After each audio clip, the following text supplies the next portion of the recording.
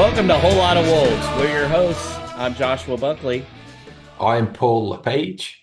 Paul, it is episode 18 of season 3, and we're back. We're back after what I think was the most exciting World Cup. How about you? Take away all of the sports washing. It was a great tournament. So take it for the football and the drama on the field. I don't think it can be topped in the ones that I've watched. Yeah, it was just incredible. And joining us again tonight from Baltimore Wolves, Mr. Danny Paletti. How's it going, Danny? Good evening. Good evening. Good to see both of you. Our U.S. men, I feel like they just met expectations, right? So, I mean, solid. I still hope they could beat the Netherlands, but at least we're not England, who tied the U.S. team and then fell drastically short of expectations, right, Paul?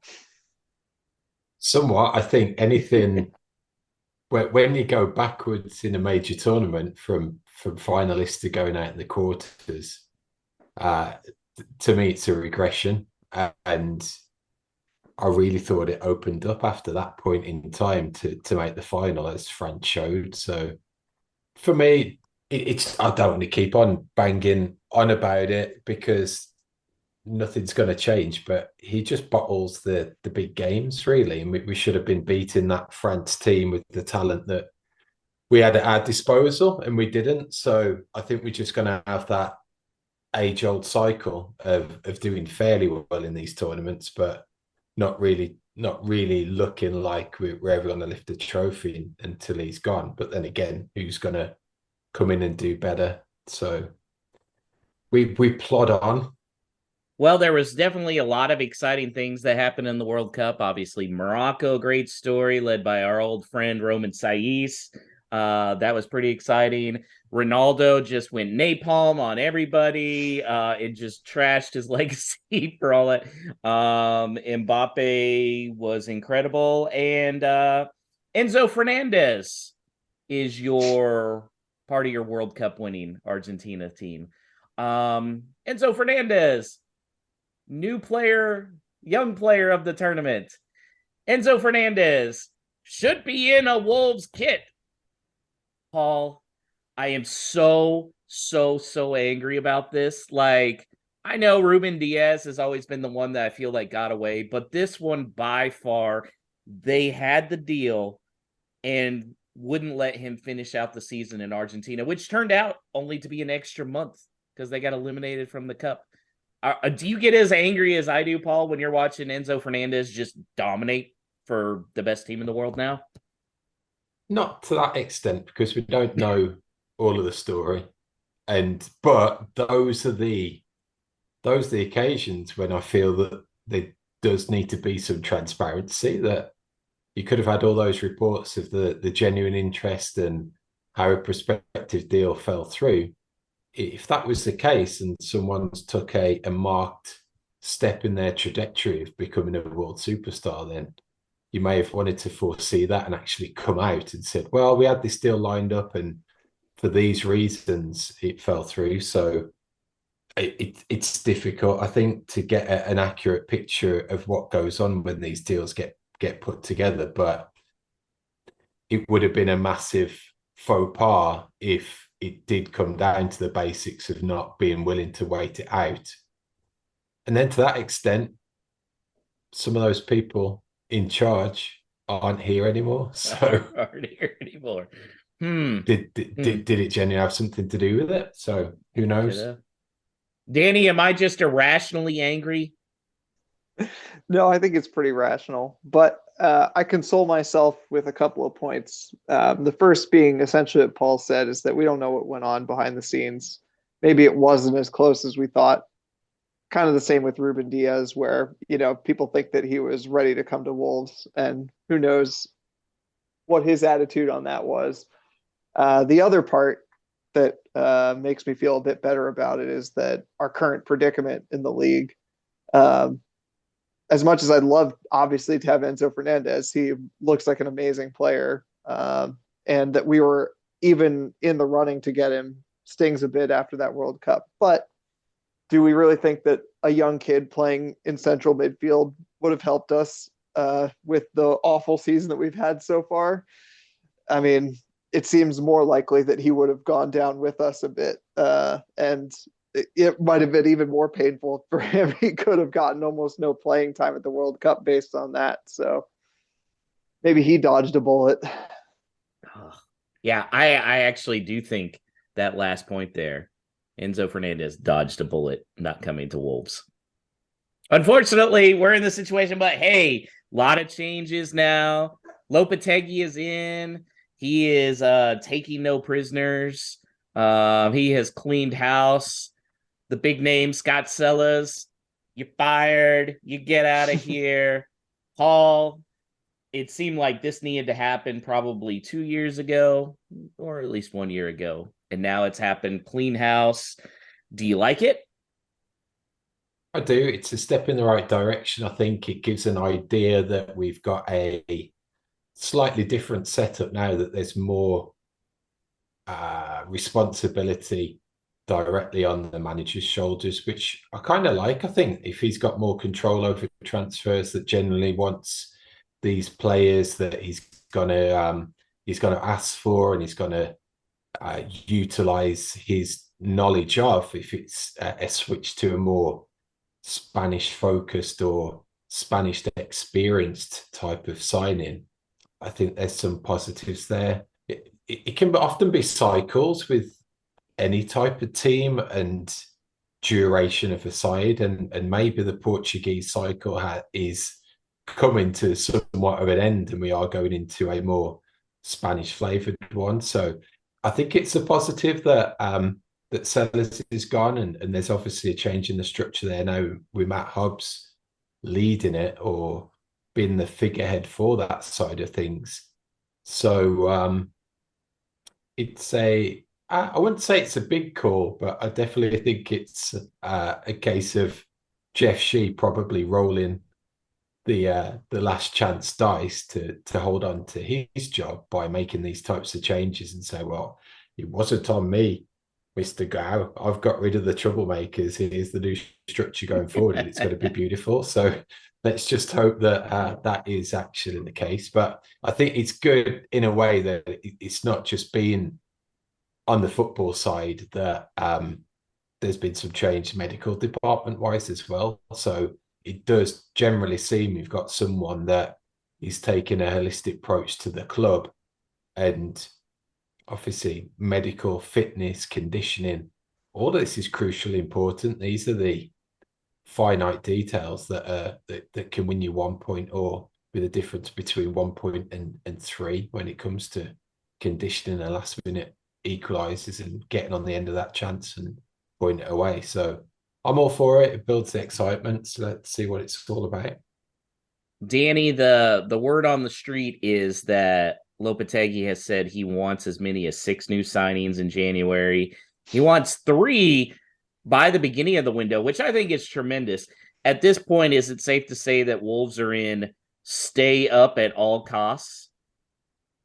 Absolutely. I mean, I'll believe it when I see it. I'll start with that. We've heard that before. Bruno Lage wanted several players in. But I do think, to Paul's point, I think that there's a couple things at play. One is that, like you said, it's do or die at this point. It's way more expensive to get relegated than it is to spend a bunch of money on Absolutely. 6 players. And then the other part of it is that this is the guy that they've wanted all along. And so whether those firings needed to happen, the signs to me point to this is the guy they wanted all along, and they wanted to shape how they did things around his ideas. So now they have him, and so they're giving him at least a little bit more leeway, certainly more than Bruno Lage. And you could argue, we'll see in January, but you could argue he might get even more leeway than Nuno, if this is the guy they truly wanted. And especially in the time since, he's won the Europa League, they believe in him. You can understand why they would want to put more trust in him to sort of remake not just the squad, but the club a little bit too. So like I said, I'll believe it when I see it. When I see those 6 players holding Wolf shirts, And who knows if are we talking about 6 players net here or gross? And that's a good point. Yeah, that's a really good point. And we'll get to some of those perhaps leaving.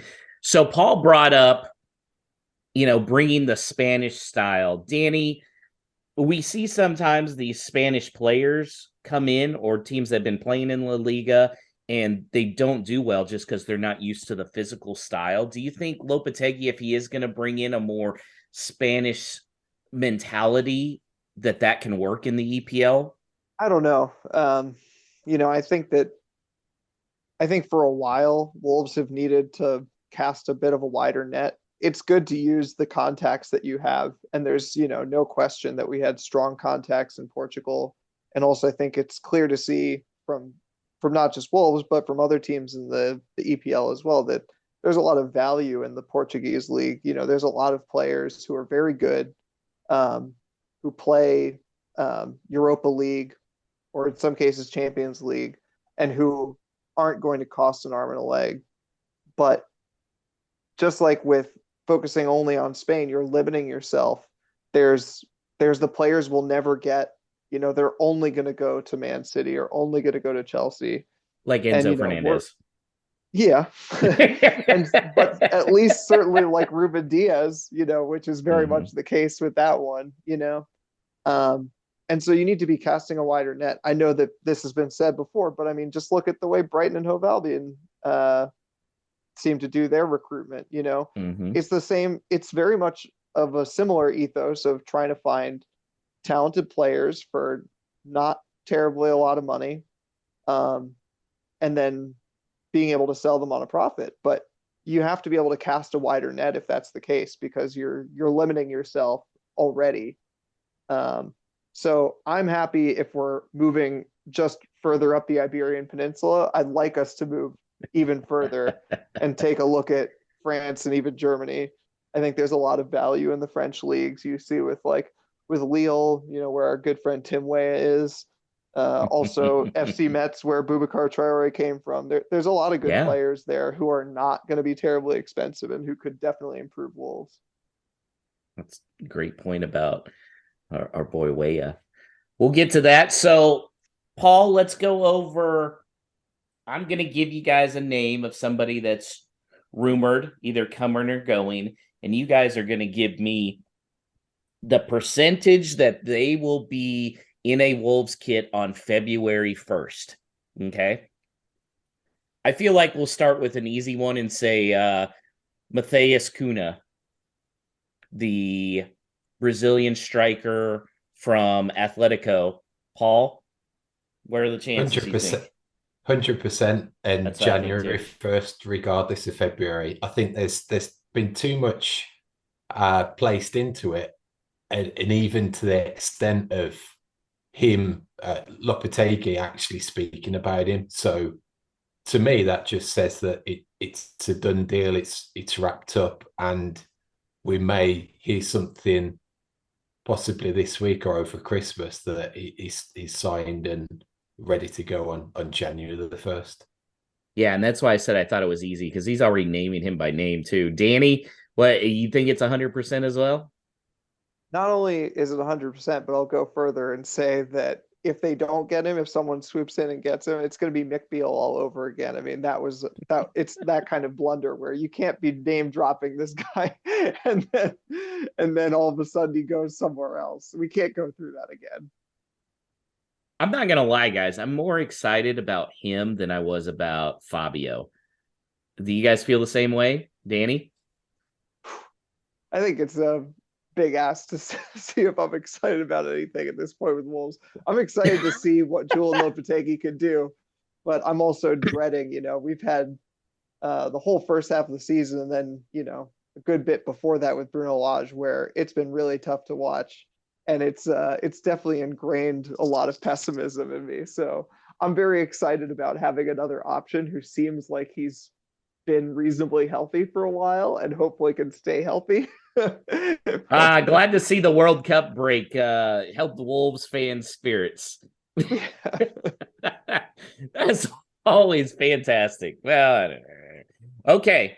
So I felt like that was an easy one. Philippe, who is also from Atletico, they're kind of rumored about a package deal. Maybe not, though. Paul, percentage. I'd say like 40%. I think there's going to be obviously there's going to be a central defender arriving. And I think to Danny's point about suitability to the Prem, if they get someone from an overseas league, they want to be sure that he's got the skill set for such a crucial position to come in and fit right in straight away and perform, because there's someone is going to come in and have to take up that position and galvanize the defense. So is it him? I'm not really sure. I don't know his game enough, but I think he's got the pedigree that when he has been called upon, in particular, like big Champions League games, I think he came in, was it either this season or last season against Man City and did well. It's having that profile of player that can do it. So it might be him, it might be someone else. I could see an arrival, but I wouldn't be solely sold on that particular fella. How about you, Danny? Yeah, what would Paul say? 40%? Yeah. I think that's about right. I'd say 50-50. I just think this is basically a replacement for Craig Dawson, who we missed out on deadline day. I agree. I think they're basically the same age. So it's either going to be Philippe, or it's going to be some other similar player who's a bit older, probably around 30, who's very experienced at center back. And I think if it were me, I'd prefer someone who knows if that's the role they're going to come in and play, I'd rather someone like Craig Dawson, who knows the league really well, and can help battle. But this guy, you don't play for Atletico without having something about you. So that's probably good enough if the point is just to battle. And Felipe is 33 years old. That's his age, which I'm okay. I feel like central defenders are the ones that age the best when it comes to the Premier League. I'm not going to include Yerson Mosquero and Connor Ronan, because I think those are done deals going off in loans. I think you guys would agree with that. So now let's get to the tricky names here. Raul. What is your percentage on Raul of being in a Wolves kit come February 1st, Paul? Ooh. I think I've got an exclusive. I've got a genuine exclusive here, because my mum and dad were out shopping on when did I speak to him? On Friday. And they went into a garden centre in Wolverhampton. And my mom nudged my dad and went, "That's Raul Jimenez over there." And my dad is looking over at him thinking, he's not. So my dad made a purpose to go out of the garden centre and then do a circle, walk back in so he could walk past him. And it turned out that it was Raul and his girlfriend and his family doing some Christmas shopping. So my dad went up to him and said, "Hope you have a very Merry Christmas, Raul." And he said, "Oh, thank you, you too." So I'm sure my exclusive would be that if he was leaving, he would have told my dad that, "Thanks for saying that, but I'm leaving." So you didn't have to. So I think he's staying based on interaction with Mr. Lepage Sr. Ladies and gentlemen, whole lot of Wolves, home of In the Know, Paul Lepage. Via my dad. Via Mr. Senior. I didn't know you were a junior, Paul. I may have to start calling you junior. Oh, no, just what we say. Oh, okay. Okay. That's one of those English things. Yeah, none of like Richard III or anything like that. Oh. I'm the original Paul. See, this stuff confuses me, Danny. Especially when I've been drinking like a triple old fashioned here coming on. Danny, what is your percentage on Raul? Man, with Paul's news, maybe I have to up it a little bit. Also, if he's at a garden center, he's clearly That's an planning on staying at investment, his isn't house it? for a little That's bit, what I right? thought. He was Yeah. like, if he was buying a fountain or something, it's like, or some trees. Okay. Yeah. Yeah. No, I mean, I think he's probably more likely to stay than leave. So maybe I put that at like 80% stays. But it could be contingent, if they find a good deal in January, which is probably unlikely, but if they find a good deal in January for a true replacement for him, then maybe they say, all right, well, it's time. And, you were probably going to leave in the summer anyway, and you probably have something lined up anyway. So, like I think that it could be more contingent than anything. But I think he's more likely to stay than leave. I always thought Raul would be at Wolves as long as he wanted, just for marketing reasons. But I think Wolves are now past the point where marketing matters. Right now, the number one priority is staying up. You know what? If it's no marketable players, but they stay up, they've got to be happy now. Marketing to Mexico, while it has its advantages financially, it does not have the advantages as much as staying. I actually think Also, it's fit. I think it's 50-50, guys, and I'm bummed out. And we'll talk Raul again a little bit later. But Danny, what were you saying? also El Tree fans have bigger fish to fry than that. I think that going forward for the next 6 months, or if he stayed another season or something, I don't know that Raul is the draw that he once was. And if you really wanted to increase market share in the US and Mexico, I think you'd have to be looking at another player at this point. Yeah. Yeah, and I don't know if Mexico has that player anymore, to be honest. Maybe Maybe Chucky, not. but I don't even know. The way There's they some kind guys of who are on the disappointed. fringes of the team who didn't get to go to the World Cup who I think could be Yeah. that person in a couple of years, but Yeah. We'll talk about that another episode, Danny. I want another spreadsheet from you. I can't do an L tree spreadsheet. Too bad I already nominated you. L Tree spreadsheet coming from Danny Paletti. It's gonna be fantastic. Okay, guys. Aaron Wan-Bissaka, possibly on loan with an option to buy at right back from Man United. Paul? I'm taking it. If it happened, I'd be good with the signing. Whether it is going to be happening, I'd be 50-50 at this case, that I could see it as a position that they want to strengthen. Is he the guy, or is his name getting bandied about that he will leave to someone in January? Is it going to be us, or are we just being used to draw up interest from the likes of Palace or West Ham or a London team? So I'm going 50-50 on that one.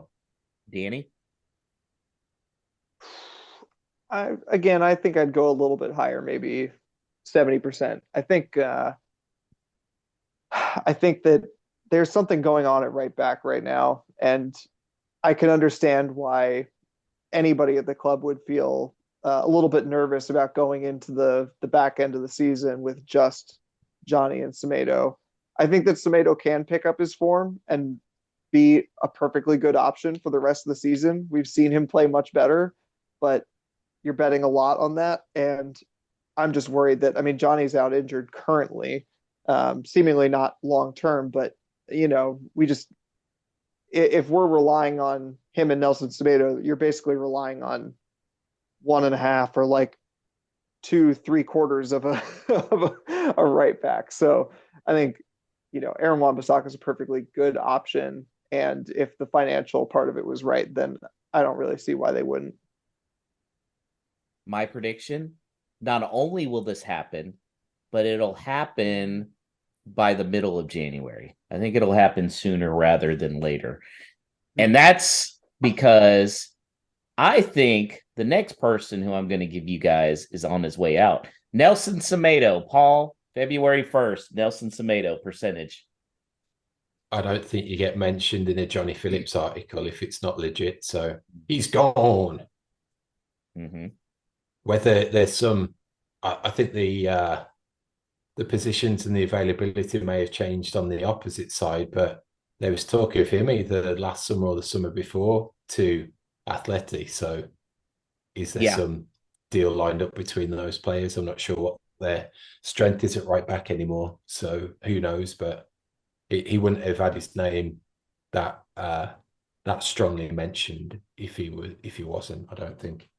And that's a good point. Maybe you see Semedo and some cash heading out for Philippe and Cunha. I don't know. Danny, you think Nelson Semedo February 1st is wearing the old gold and black? Yeah, I think I'm with Paul on this one. I think maybe I'd go a little bit higher. He just said he's gone, so I'd take that as a 0%, go 20% or something. I think again it could be. I bet that this window there's a lot of contingencies, so I could see him being another contingency, not necessarily just with the links to Atleti, and maybe we do some kind of package deal. The swap deals are so rare, but like Yeah. something that's all related to it, or if it's related to us bringing in another player in that position, I could see, and I'd say that he's pretty likely. I think Lopetegui has looked and said Semedo doesn't fit my style, and Wan-Bissaka would. I think Wan-Bissaka would be a much better defender on that right side. That's another move that has me excited. I don't know. Maybe it's just the long layoff. Maybe it's I think just the other go ahead. aspect there though is you could be swapping like for like, but getting a You could. homegrown player. So Mhm.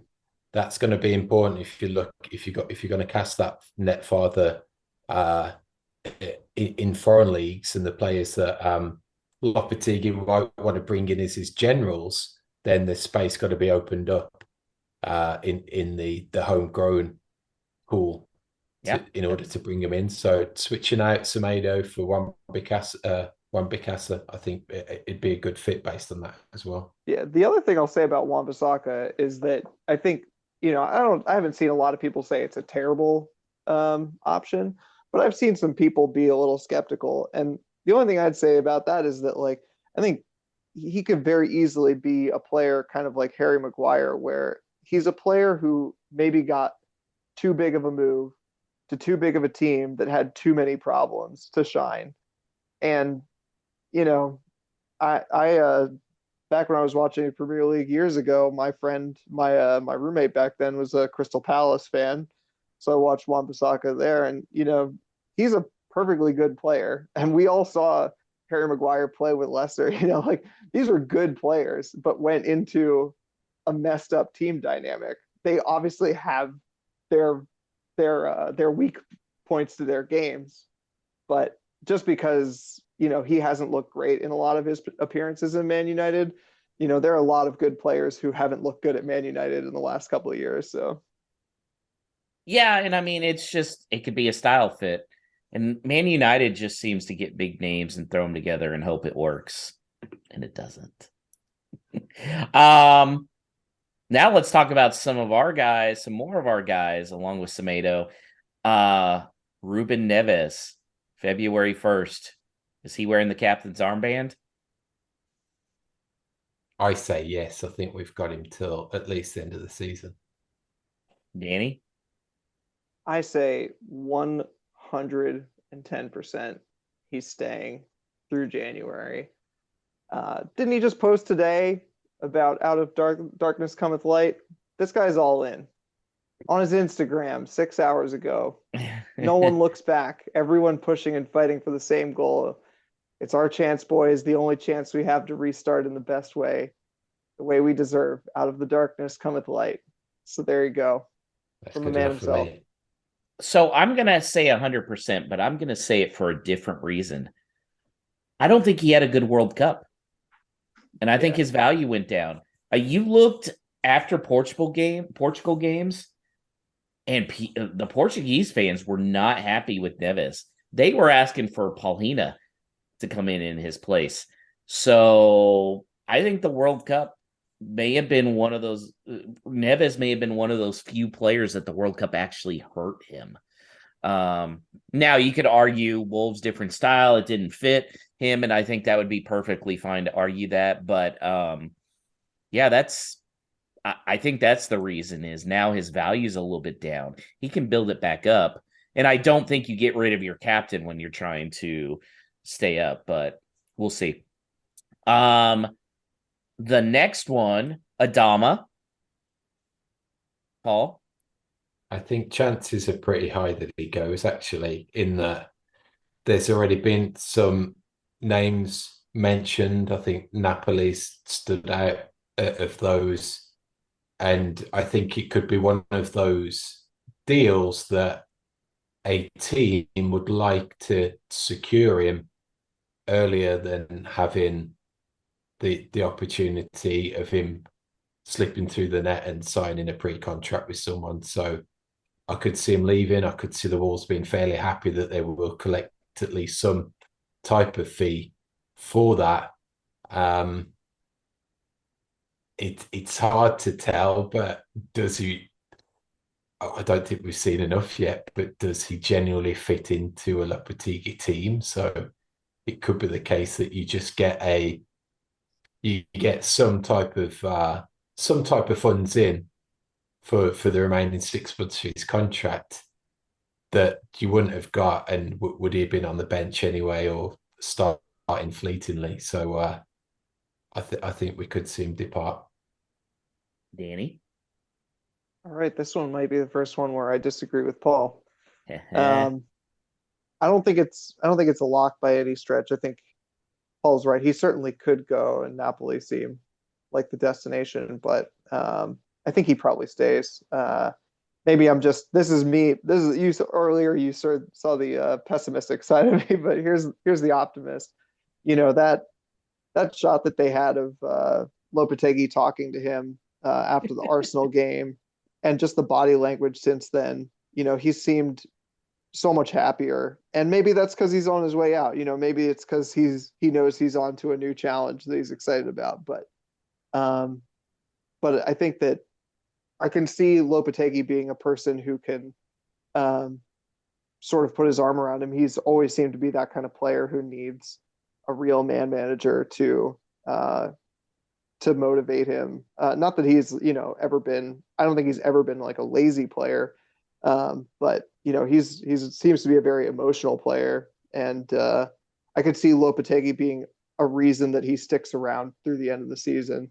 I think if the question is he here, you know, at the end of the summer, I think the chances are very low. You know, the talks about, oh, maybe we'll have a good end of the season, he'll sign a new contract. I think that's pretty wide of the mark, but I think he probably stays through January. Speaking of that video, I was going to address it, but since you brought up the video, I got to talk about it. And there was another video where he's talking to Nunes and stuff.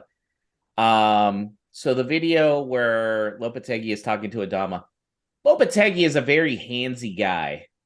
Like, hopefully it's not Jeffrey Epstein handsy, but he definitely likes to touch the faces. And, you know, I did laugh. He was patting on, oh, how's your shoulder, Nunes? And he's like smacking it. But he's a very, like, I'm going to grab your face type deal. I don't know how I would feel with that. Maybe it's a Spanish thing, and that's why Adama's okay with it. Paul, how would you feel if Lopetegui came up to talk to you and just grabbed your face and was like patting it a little bit?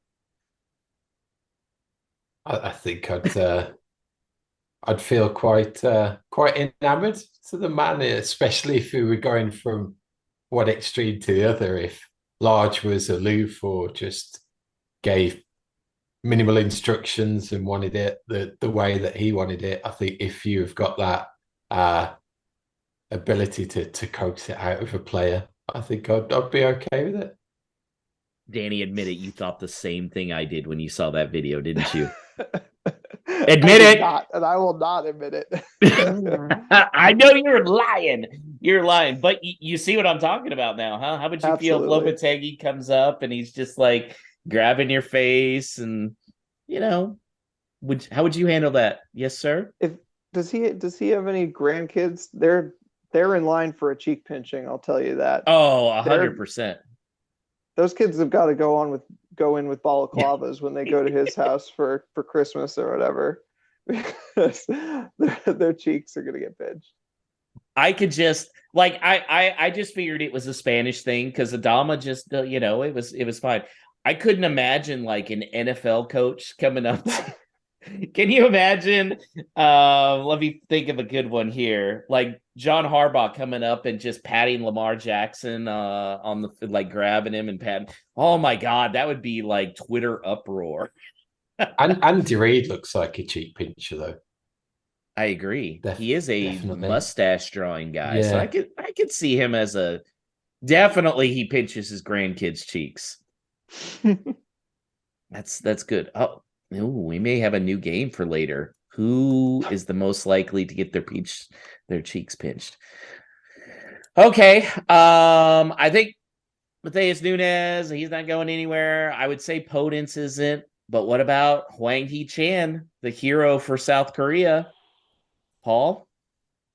It's going to be interesting, I think, with the World Cup guys and tomorrow night's game that we'll come on to, that we generally don't know the type of team that he's going to put out, or the type of formation that he's really going to favour. And does all of a sudden Wang fit into it? So it seems like I didn't watch either of the warm-up game, the practice games in Spain in any great depth, but it seems there's a more pressing intent from the forward players, which could suit Wang a little more. But the age-old question from me on him is, what is his best position?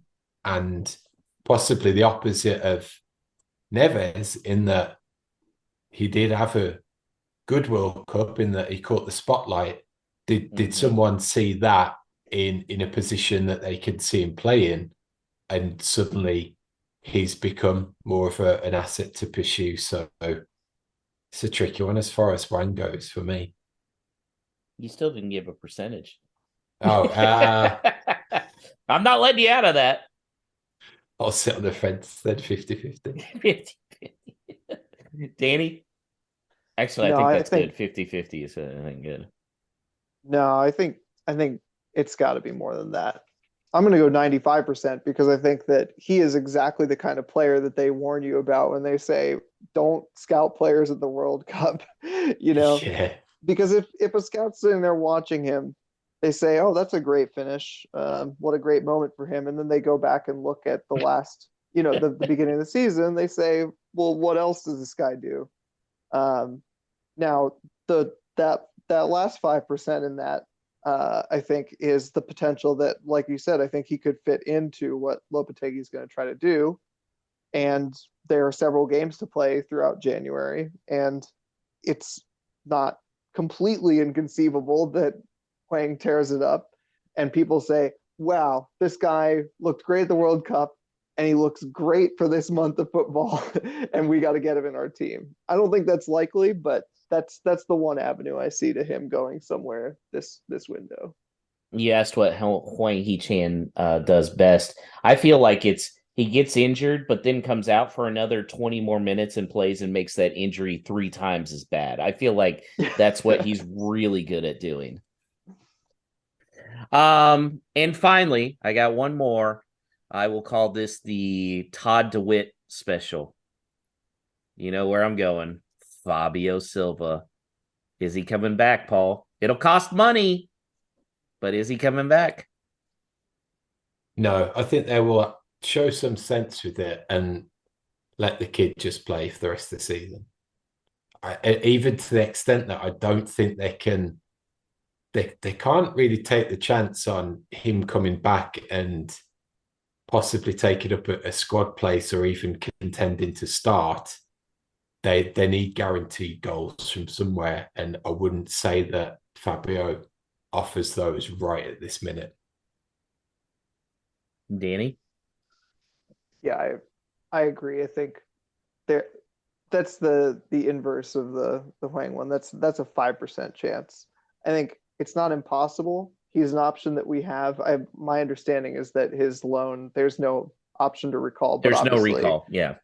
But obviously you can get anything done with the right amount of money. So, right. But I think it would really have to be our last option. There are a couple reasons which Paul alluded to.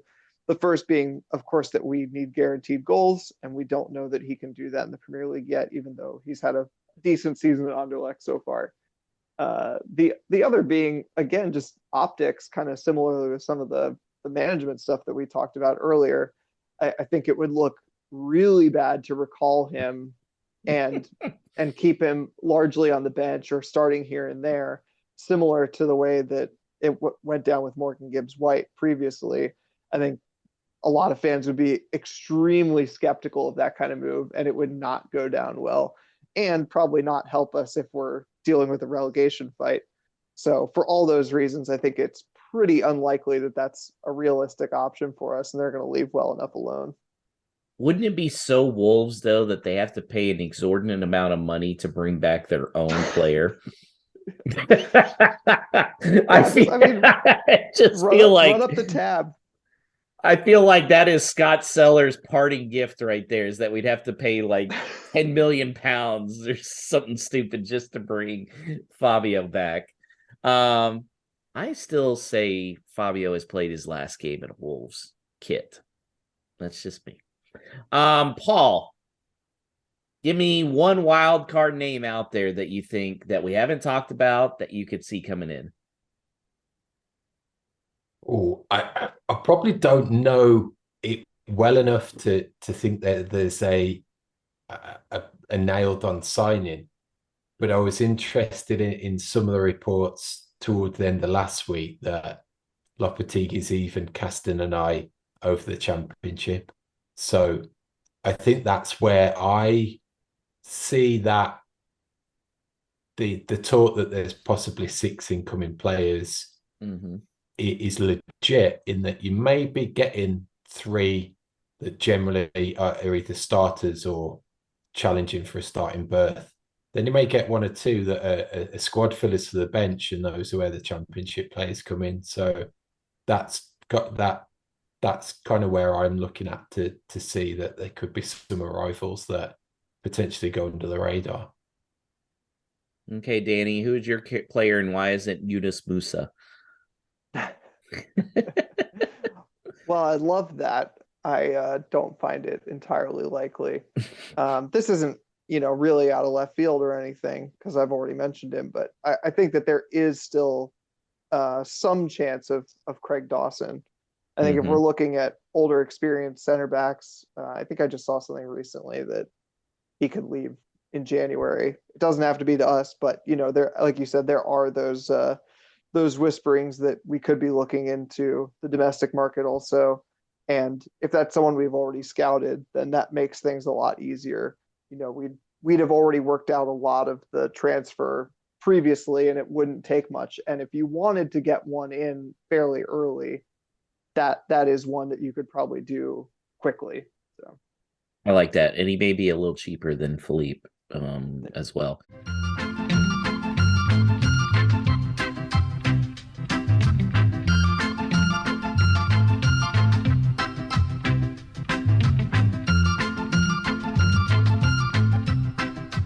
Danny, you are world renowned for your USA men's national team spreadsheet. Kind of give us an update on who improved their stock based on that, and who would look good in a Wolves kit, even though it's most likely not to happen, because as I said earlier, Wolves are more concerned about staying up than marketing at this point, which is 100% the right decision. Or yeah. I'd extend that to say, in 4 years' time, when it is in this country, who could be the possibilities then, that it's a signing within the next 12 to 18 months, that when you're talking about that next evolution of the US men's national team for the tournament here in 4 years' time, who could be in a Wolves journey representing then? That's a great addition to the question from the biggest U.S. men's national team fan that I know, Mr. Paul Lepage. Yeah. I mean, if we're talking about this past World Cup, if you're asking me, the list begins and ends with Yunus Musa. But as I've said on Twitter and elsewhere, I think he may have played himself out of our ability to capture him. He was already well known to a bunch of big clubs. I think he was at the Arsenal Academy as a kid. So he's well known amongst teams that can easily take him away from us. And I think it really didn't help that he really stood out at the World Cup. He is a very good player. Yeah. It always hurt me that we couldn't do a double deal getting him and Gonzalo Guedes. And certainly through the first bit of the season, I think a lot of us would have felt like maybe Yunus Musa would have been a better for the move. same price. Yeah, I would do it in a heartbeat. Yeah, maybe a bit cheaper.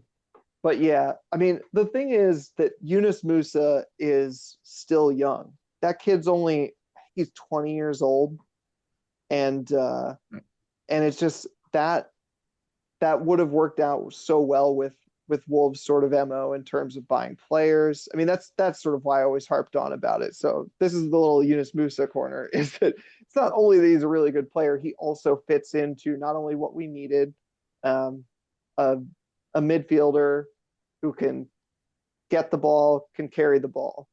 And he's young, so he can learn his trade, and then we can sell him off to go back to Arsenal or wherever.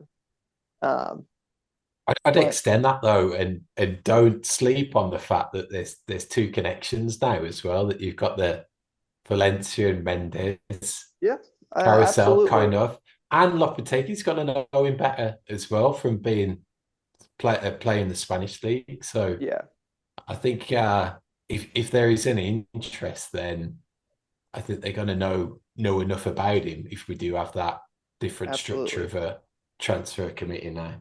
Yeah, I think the tricky thing with getting a U.S. men's team player to Wolves, especially from this last cycle, is that so many of the really good players are forward players, and especially wingers. And it's a place where recently, at least, we've just had a bunch of players. That doesn't mean we couldn't improve or wouldn't like to have a young player who can get better and be sold on. But it's just like, it's not an area that we're constantly looking for. Yeah, I mean, Chris Richards, if we could get him from Crystal Palace, but once they're already at the Premier League, it's just not likely that Wolves are going to go into that. So just think we could have had Enzo Fernandez and Yunus Musa for probably less than we paid for Matthias. Why are you doing this to me, Josh? Because I've been thinking about it for the last month. Yeah. I know. I mean, that's the thing, is that, the perfect time to do it was before the World Cup, before everybody in the literal world saw Yunus Musa for what he was, which is a baller. But Paul's right. We got to start looking to the next World Cup. And that means if you want to get a U.S. player into Wolves, to expand the brand and also to grow the team and to sell on for a profit, that might have to happen in 18 months. Do we need to go out and get Paxton Aronson at some point? Maybe. Yeah. Paul, what were you going to say? What always stands out to me with the US men's national team and just the hype that goes with it is it's always trying to create a figurehead or a superstar.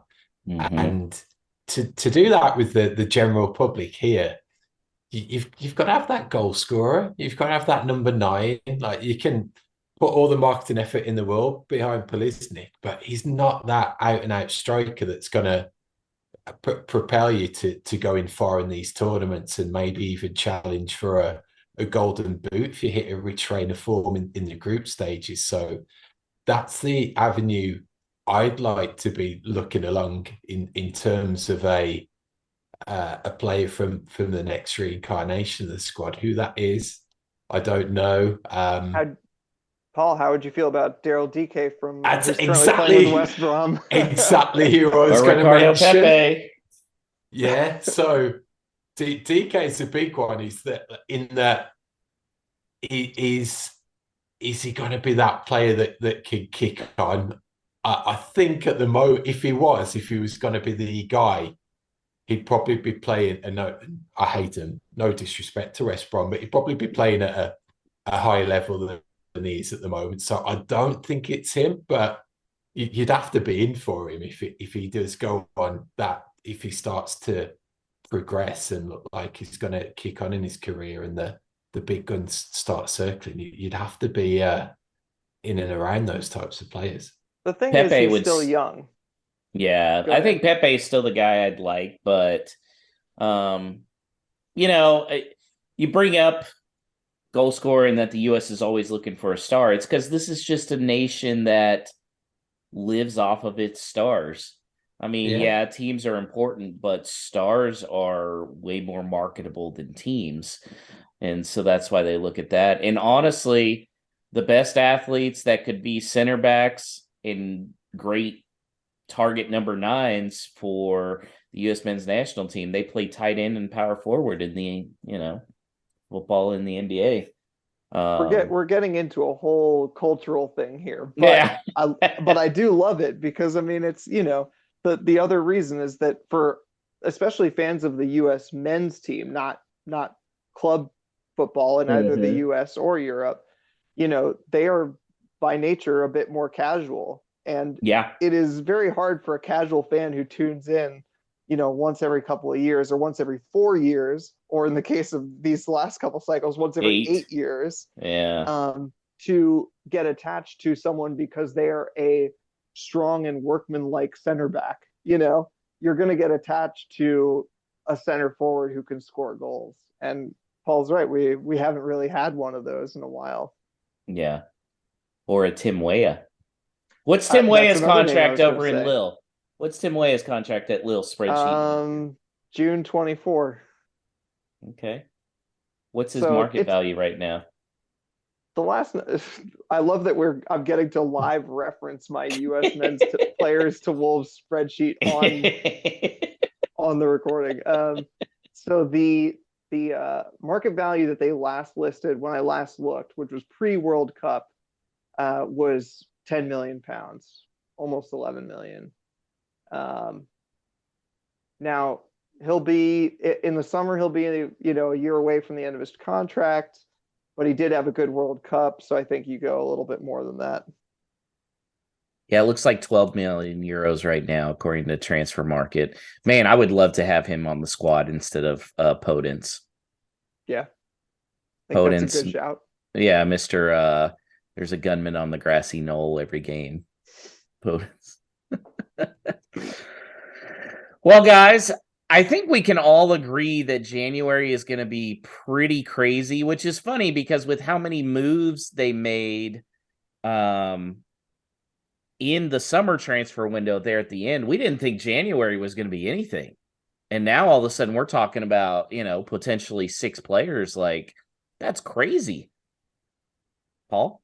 Just in general, I think we've always been going back to Nuno's tenure, that the work was always done in the summer and there was potentially one in January and that was it. So very stable. You'd always get the talk or the PR around, well, there's always a premium signing players in January, the costs inflated, that people don't want to sell if they're going to be short and everything. But beggars can't be choosers. So it showed what Newcastle did last season in that they had to do something, and it certainly paid off for them, even to the extent that they were able to make signings that helped them in the short term and have helped them into this season as well. So you would hope the strategy would be along those lines.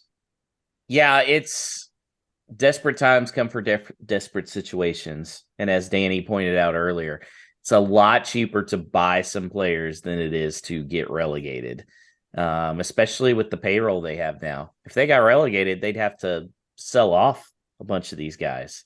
And just, it'll be a nightmare. So hopefully that is not the case. I don't want to be trying to track down championship league games during the week. Well, guys, let's talk about some actual games due to the holidays. This is our only podcast for a couple weeks. So we're going to just very quickly go over 4 games here.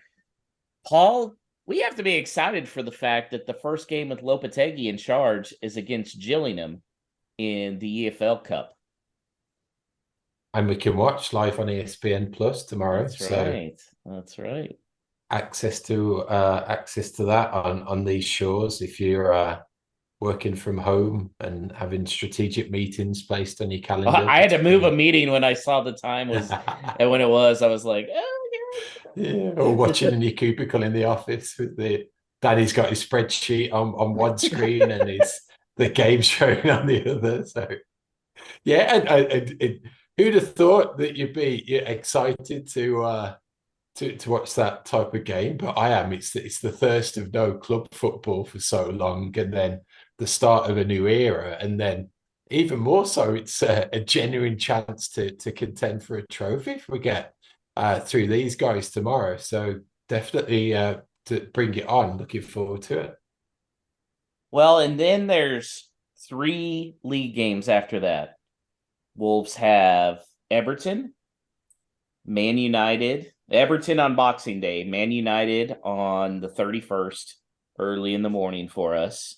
And then Villa is on January 4th at 2 o'clock. Which of those 3 games are you most looking forward to, Danny? Honestly, I mean, obviously the Everton game just to see us stack up against a Premier League opponent, but of the three, I'm actually really excited for the game against.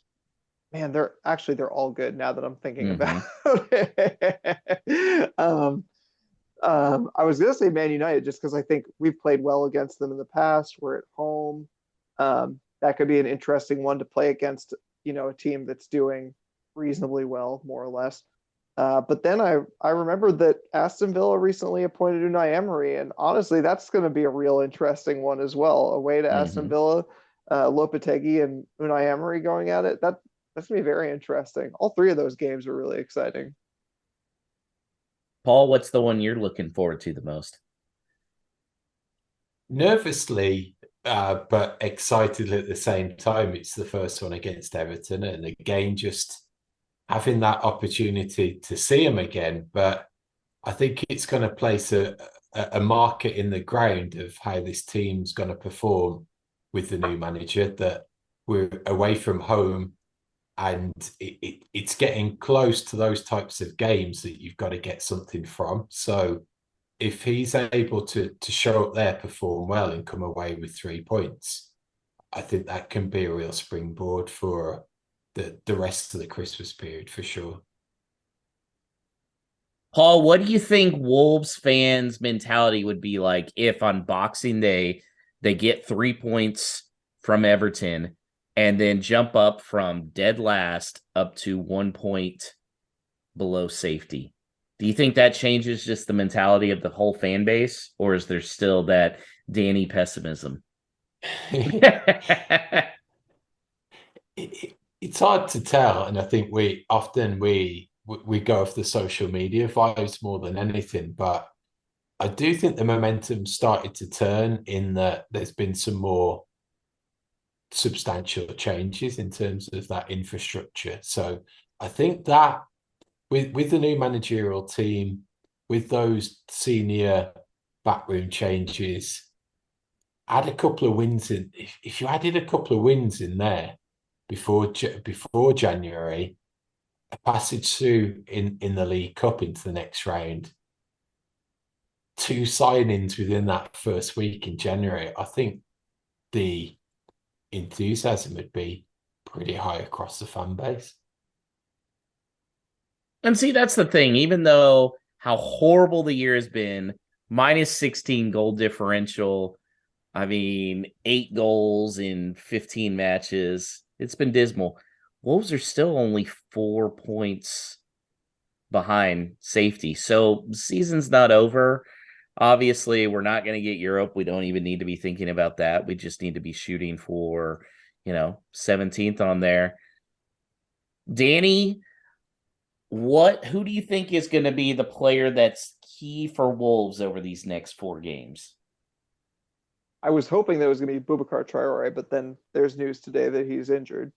So got to quick change Because my of answer course. on that one. Yeah, because of course, because we can't have nice things, obviously.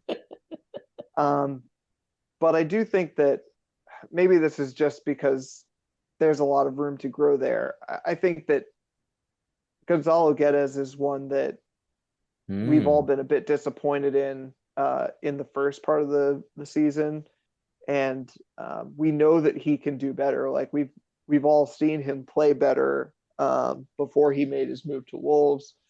I think that I think he could be a person who's much improved and is playing in a position that could actually help us a lot. I mean, like, we've got to be tighter at the back, but if he can be putting in goals semi occasionally instead of basically never, you know, that could not just help us with results, but turn the mood around a lot in terms of, okay, here's someone we brought in is actually doing well. Paul, who's your player to watch? It's going to be one out of two for me. I think it's going to need a central defender currently on the books to step up and help solidify that back line, especially if he sticks with four at the back. So is that Kilman? Is it Collins? I think one of them drops out based on someone more senior coming in. And I've got I don't know, I've got a feeling that potentially Kilman's plateaued in that we're just finding out now that he's hit his level. And I think there's a bigger potential, there's a bigger upside from Collins that potentially that they'd be more willing to invest in the long term to give him the game time versus Kilman at 25. Is he genuinely going to kick on and hit those heights that we need from that key important position? So if I'm having my arm twisted, I'm going for Collins, and we'll really see him come to the fore, playing alongside a dominant centre-back partner who can bring him along and be that senior figure that he needs. I obviously like that, since I said Collins was going to be the best of the signings over the summer. I still stand by that too. Although I do think Boubacar Traore has a big chance as well. All right, guys, let's get to some predictions here. Alex, in our guest spot, are still tops with 15 points. I have 13 points. Paul, you're at 6 points. And to really put that in perspective, this is Danny's third show, and he has 3 points. So, so you are pulling a performance like I did last year, which was not good, Bob. Not good. But if it's the second half of the season turnaround like the Wolves are anticipating, then I could end up winning the whole thing. So that's right. See. That's right. Hey, you never know. All right, let's start with the Gillingham Gills. Danny, I'm going to let you start here. What's your prediction? I think, although he's going to play probably a pretty strong team, I think it's not going to be 100% full strength. And I think we're still going to be working things out. So I still feel optimistic. We should get through without any problem. Gillingham have been very terrible. They're, I think, bottom of League 2. They've scored fewer goals than us, which is impressive. Shocking. Impressive. Yeah, so I'd go 2-0 Wolves. I think we can keep it tight at the back, and it might not look great, but we'll get through. Paul? Yeah, I'm going to take that. I'm going to take somewhat of a new era in that it won't be the potential banana skin that we've often faced with these types of clashes. The new era will bring a relative level of comfort to that game, and we'll win 2-0.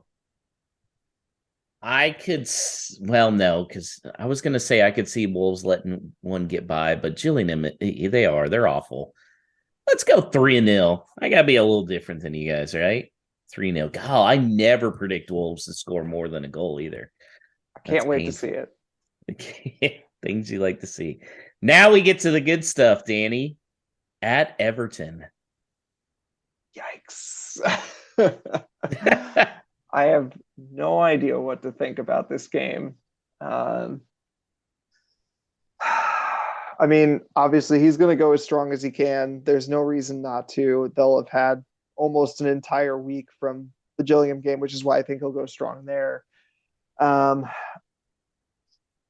I think I want to believe that we will win our first league game with Lopetegui, but I think if I'm trying to get my prediction right, I'm going to go 1-1 and just assume that uh, we'll feel a little bit indifferent after that first game, even if things are starting to turn themselves around, however slowly. Paul?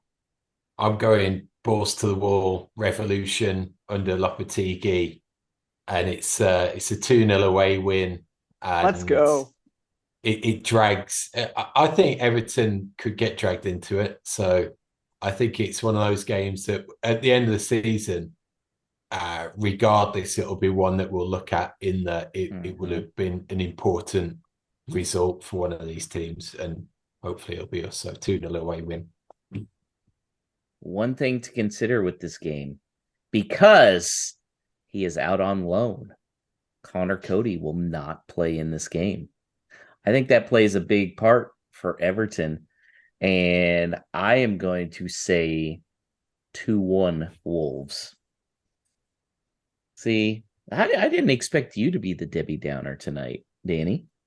1-1 draw. It's been a That's not too long bad. season. It has. It has. All right. Really taking on the mantle of the U.S. Wolves podcast here. All right, Danny. Yeah. All right. I think this is where my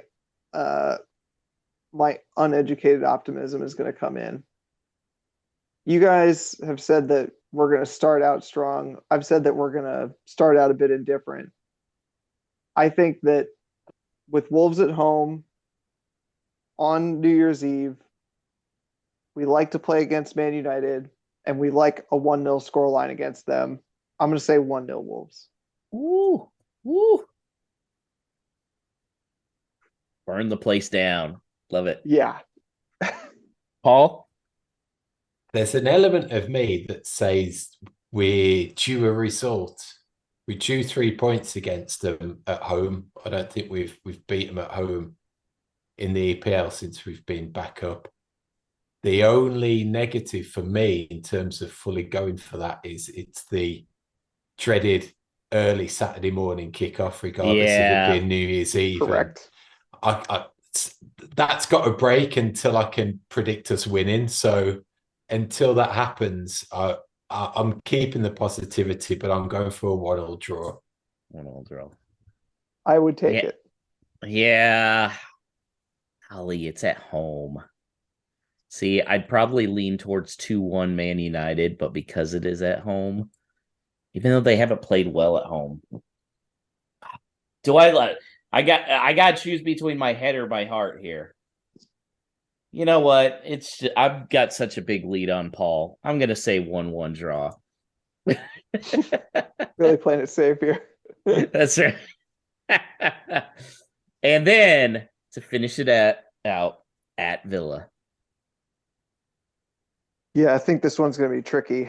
I think it's partly because I rate Unai Emery a decent amount. I don't think that Villa's team are particularly amazing. I think they have several decent players, but that's about it. But I think I like Unai Emery. I think he was a good signing for them.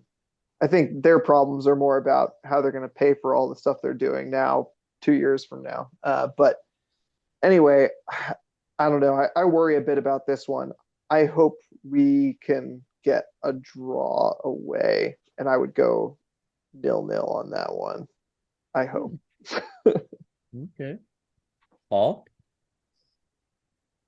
I'm leaning towards a draw based on the fact that these local derbies often cough up something like that anyway. I think both teams could be somewhat cautious in that there'll be that atmosphere against a local rival. like a weirdish kind of midweek kickoff that doesn't necessarily align with like that major atmosphere that you get if it was on the weekend somewhat. Mhm. So I think it would be a game that you'd go there and be happy coming away with the points. So I'm going to go one each. The January window will have already opened up. Matthias Cunha will not start, but he will come in the 75th minute. And in the 88th minute, he will score the only goal of the game for Wolves to win 1-0. I love And these immediately, predictions. yeah. I love these predictions, Josh. Is João Felix starting that game? Don't tempt me. We're Weston McKinney with the assist, by the way.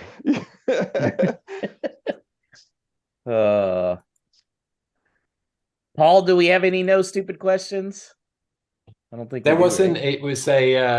It was a jam-packed show catching up, but we will open the mailbox after all the Christmas cards have been delivered. So for no stupid questions into the new year, you can send them through our usual channels, which are on Twitter at WLW Pod, through our Facebook, and also by email if you wish. That is hello@wholelotofwolves.com. I do have one no stupid question, and we gotta go back to Boxing Day. And I want to see if Danny has the same thought I do. When you immediately hear Boxing Day, do you think boxes or fighting boxing? Because whenever I've heard Boxing Day, I just think, oh, is that when all the English people go out in the street and like beat the snot out of each other? Danny? Well, I'll tell you, as an American, that is 100% what I thought when I was a kid, because that was the only meaning for the word boxing to me. Also, because I'm a compulsive, I have a compulsion of looking things up. As soon as you asked this question, I immediately Googled Boxing Day, and I'll tell you the very first image result is weirdly just an image of a Santa Santa robe wearing arm with a boxing glove on it. So even Google is confused, I will say that. Do you need the story? Do you need the story? I've got to go Yeah, historical let's on hear you. the story. Let's hear the story. So, as I understand it, you're going back to Downton Abbey era of the landed elites and the household staff. So the household staff would serve the family on Christmas Day, and then the next day would be a big hunting day for the family. So the household staff would pat the family off, and that turned into their really Christmas celebration in that it was a day off for the works in the house. And to that extent, the family would give the workers a box for Christmas, which was money, whatever, hence the term Boxing Day. And that's when all of the working class were able to be go and enjoy leisure times. That's why football, rugby, horse racing, all the traditional working class sports had a big program on Boxing Day, just because they could maximize attendance by all of the domestic workers going along. So basically, all the rich English people gave a few bucks to their borderline slaves who could then go and afford to go to a soccer game. Sounds awesome. A box. Yeah. In a box. In a box. Josh, this is America. We shouldn't be casting aspersions. I think I'm going to kill Danny tonight just from his looks of horror multiple times. Yeah, I always thought when growing up, I'd hear Boxing Day and I was like, Boxing Day, okay. And it wasn't even until like probably a year or two ago, I was like, oh, boxes, not boxing. Okay. So that's an interesting story. Paul, did you ever get a Boxing Day gift? No, because because you were part of the elite. Yeah. I was sat on my ass eating the candy from the previous day, so I was well set. I was fine. Danny, best Christmas gift you've ever gotten? Oh, that's tough.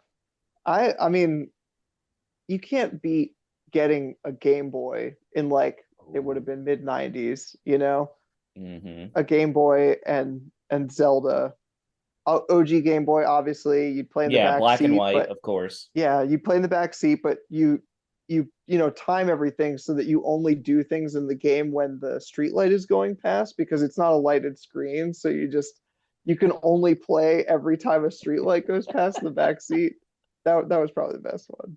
Uh, Paul, favorite Christmas gift? My brother, one Christmas, I was mid teens. He bought me my first PlayStation, and that introduced me to Pro Evolution Soccer, which was actually for a time in England more popular than FIFA was. So that was a big deal to have a PlayStation and play Pro Evo. So good competition with my circle of friends at that point, and we'd go around each other's houses and play Pro Evo. That's very timely, Paul. My OG PlayStation was a birthday present, and one of my early games was World Cup '98, Ooh. Yeah, which right had around about those times. Yeah, which I do believe had Tub Thumper from Chumbawamba as the theme song to it. You know, you bring up Game Boy. I was thinking about it today. I had a World Cup game. I guess it was the 94 World Cup game on the Game Boy. And I'm going to have to try and pull out my Game Boy only half works now, the screen, but I should still see enough to just confirm what I remember in that it may have been one of the most racist games ever because the Brazilians and Argentinians were portrayed as like looking like monkeys. Jesus. It was really bad. Like looking, I was thinking about it today and I was like, I'm just remembering that game and that was horrible. Like I can't imagine. So I'm gonna have to pull it out just to make sure I'm remembering correctly, but I think I am, where it was like super racial stereotypes for all of the people. If I remember correctly, like, some of the countries had like huge noses and stuff, but It was a different and much worse time. much worse, much worse time. I do feel like an elite though, because Danny, I got a little light that I was able to clip onto my Game Boy to shine, so I I think didn't I have to got the worry about. light a few years later. There were Yeah. definitely some years there where it was a daytime only activity. See, kids need today, and I'm sorry, this is completely jumped off the rails. Kids today don't understand when you had the Game Boy with the magnifying glass that went on top, and then you had the light that was attached to the side, and then the portable battery, so you weren't eating through your 4 AA batteries in 8 hours. And I mean, the thing was like just giant by the time you were done with it. We were all destroying our eyes while our more Yeah. popular friends were out at concerts destroying their ears.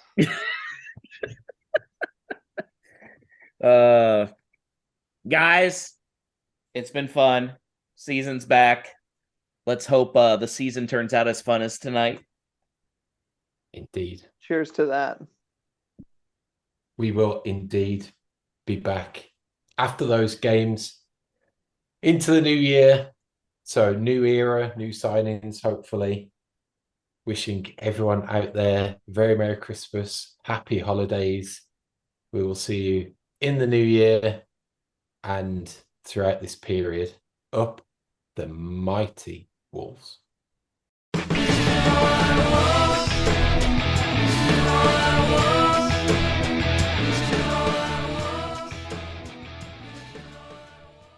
Whole Lotta Wolves is self-funded, so if you're interested in sponsorship opportunities as a way to reach a niche audience, email hello@wholelottawolves.com for our sponsor packages. Just want to make a contribution as a listener who enjoys the show? Then head to buymeacoffee.com/WLWpod. That's buymeacoffee.com/WLWpod. We greatly appreciate any contribution. Up the Wolves.